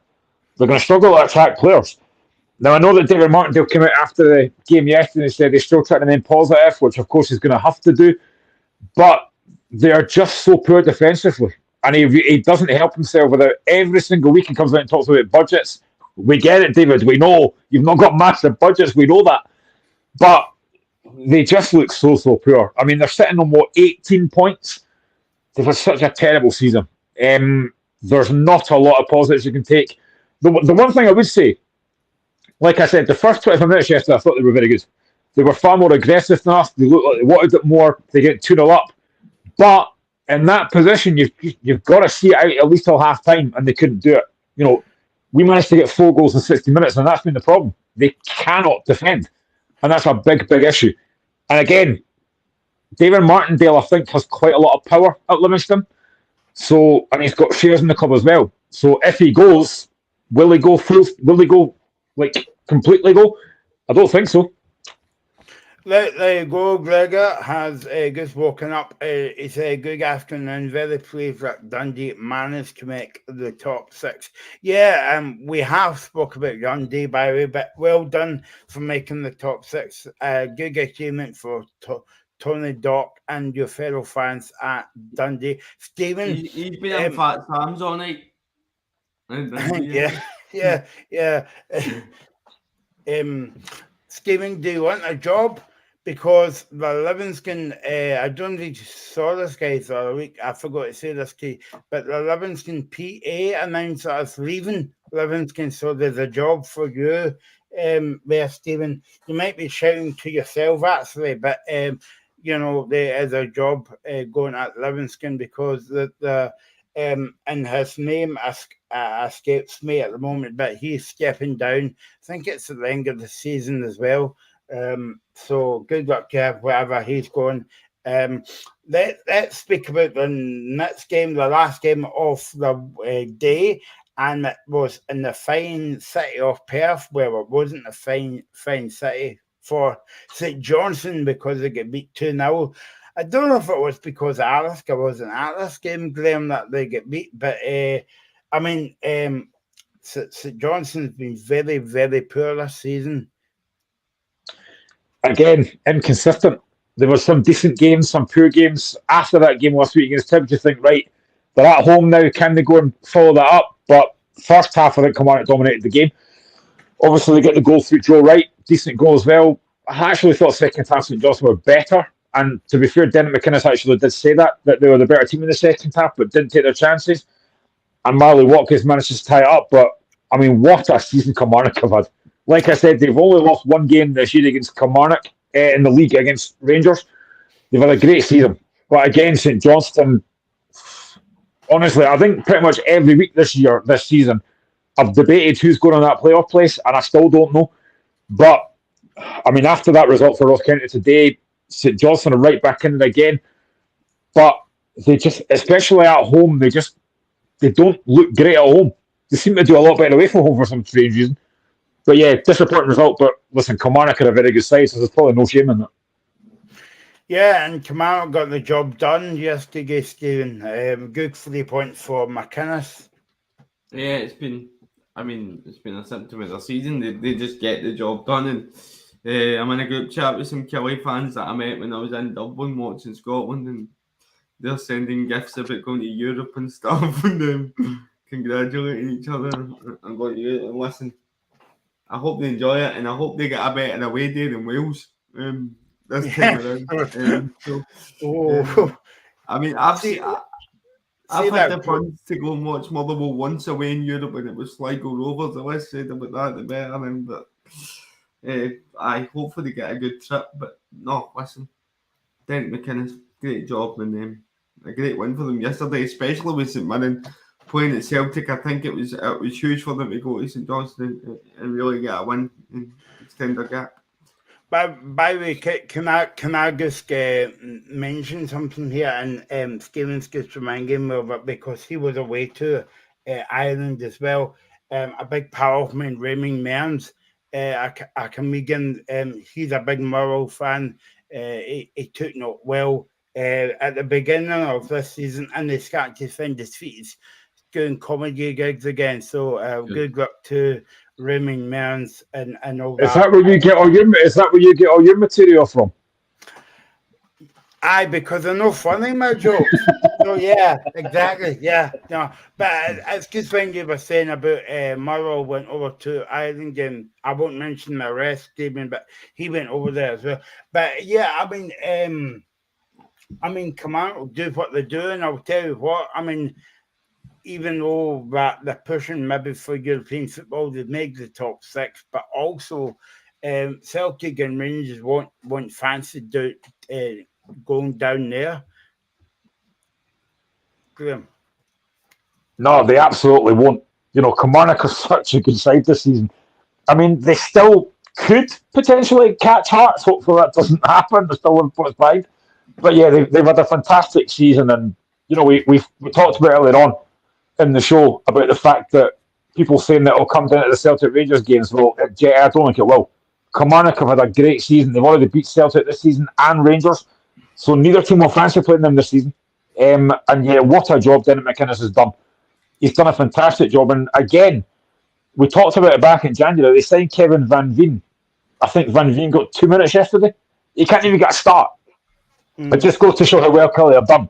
That a guy like Kevin Van Veen, who was prolific last season, cannot get a start in that Kilmarnock team. So fair play to them. They've done a fantastic job. You know, they defend really well. They've got an attacking threat up front. And they just look very, very well organised, and they've done very well this season. Like I said earlier, if Derek McInnes was manager of the year, I don't think anyone could complain. And I know, Stephen, I was mentioning it early on about Ross County. Any of their players managers will be sniffing about the likes of Simon Murray. they'll do the same at Kilmarnock because Danny Armstrong's a cracking player. I think he's one of the best wingers in the league. I really do. I think he's had a fantastic season, and I don't know what Graham thinks, but maybe a Hearts or an Aberdeen. I think that, but then again, would they move, particularly Aberdeen? Would they move to Aberdeen with Carlisle in Europe? That's the question. But I think he could easily make the next step in his career. He's been fantastic, as has the likes of Marley Watkins. Even defensively, you look at Robbie D, Stuart Finlay. So many players that you can mention for Kelly, and it'll be interesting to see who gets the Kilmarnock Player of the Year. That'll be a really interesting one because there's loads of them that could get it. Okay, let's move into the Championship then before we go. A few scores to give you. The biggest shock came on Friday night as Morton got beaten that game against Dundee United. I think Dundee United is only 2 games away from the Championship, and it'll be good to see them coming back up again. The other scores was Erdley 2, Confirming 1, Ayr United 5, Arbroath 0, Queen's Park 0, Inverness 1, and a very exciting game between Raith Rovers and Packet Thistle. That game ended at 0-0 on that one. Any shocks, guys, from the weekend games? I don't have my phone.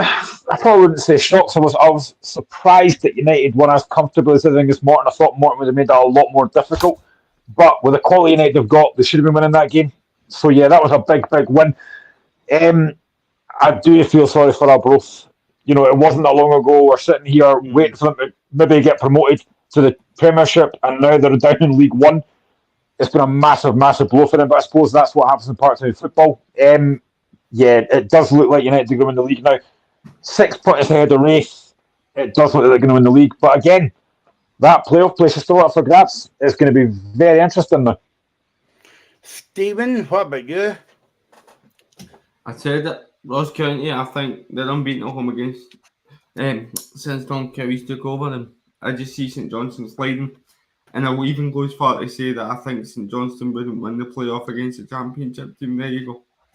I think the sides in the Championship, whether it be Raith Rovers, Airdrie, Partick Thistle, who it's looking like just now, would all get the better of St Johnstone. I mean, if St Johnstone already lost to Airdrie this season, so yeah, in the Scottish Cup. In the Cup, so there you go. I just think St Johnstone look fragile, and they could slip through that trapdoor. Graham, I've got a wee soft spot for, well, not for you obviously, but I've got a wee soft spot for Packet Thistle. I would like to see them coming up again, and maybe because I think they're still hurting after last season's playoff up at Dingwall. Couple minutes there, guys. Just round up the football for you today in the women's football. Stephen Siska's team, the old famous Curry, as I said, they get beat today. Stephen, what was the score? 1-0 to Glasgow Women. 1-0. Fair play to Glasgow Women. The other scores, final scores for you is Spartans 1, Montrose 2, Aberdeen 3, Hamilton Women's 2. There we go, Paul. You'll be kind of a wee bit pleased about that one. Final score in the Glasgow Derby, I think. Rangers 4, Glasgow City 1. And half-time, Stephen will be interested in this one. Motherwell 0, Dundee United 0. And we're just about 10 minutes away from another derby in Glasgow. This game is my favourite team to come up to the Premiership, Packet Thistle against Celtic. 10 past 5, that one as well. So it's been a busy show.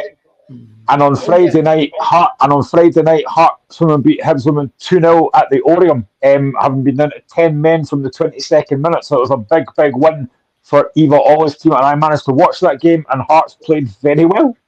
Good stuff. That's good. Good stuff. Okay, guys, that's all for us for today. Don't forget, get your diaries out because we're on Saturday and Sunday next week for the big semi-finals. Kicking off on Friday night between, we're here until 5 till 7 on Friday night with a big preview show. Saturday for the semi-final and Sunday for the semi-final as well. Thanks for all your comments. Thanks for watching. Have a good week, and hopefully the Dundee Rangers game will be on. Remember to take your snorkels as well, Gregor, if you're going to that game. And we'll see you on Friday.